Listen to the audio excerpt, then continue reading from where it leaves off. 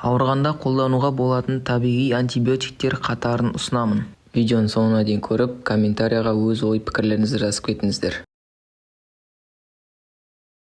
Ақжелкек тамырында қыша майлары және ферменттер бар.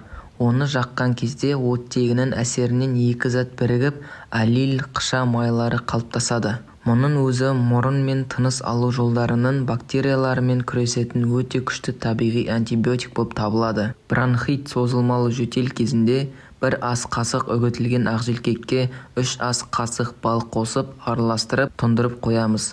Дайын болғаннан соң күніне 1 шай қасықтан 5 рет тұтыну қажет.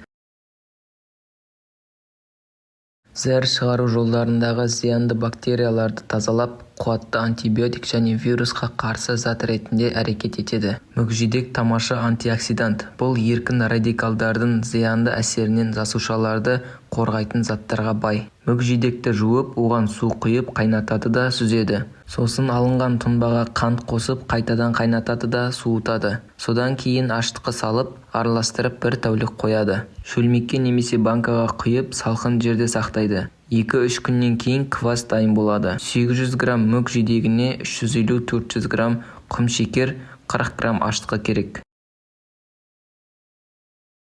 Сарымсақ ішкі органдар мен тыныс алу жолдарының зиянды бактериялары, ішек паразиттері және вирустарды жоюға көмектеседі. Ол қан қысымын төмендетеді және қанның ұюын болдырмайды. Сарымсақ ісікке қарсы және денені зиянды заттардан тазартады. Соның арқасында антиоксиданттық қасиеттерге ие. Бір бөлік сарымсақта 400-ге жуық пайдалы компоненттер бар. Олар қандағы холестерин деңгейін төмендетеді және қанды тазалайды. Туберкулез таяқшалары мен асқазан жарасын тудырушы бактерияларды жойып, ағзадағы құрттарды тазалайды.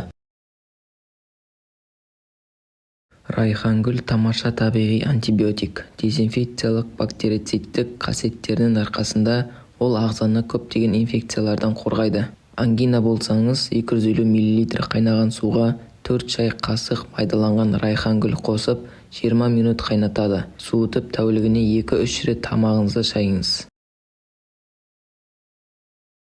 Бұл жидектің құрамында ауруды төмендетіп, созылмалы қабыну салдарын жоюға көмектесетін табиғи аспирин бар. Көкжидек зәр шығару жолдарының бактерияларын жойып, антибиотик ретінде әрекет етеді.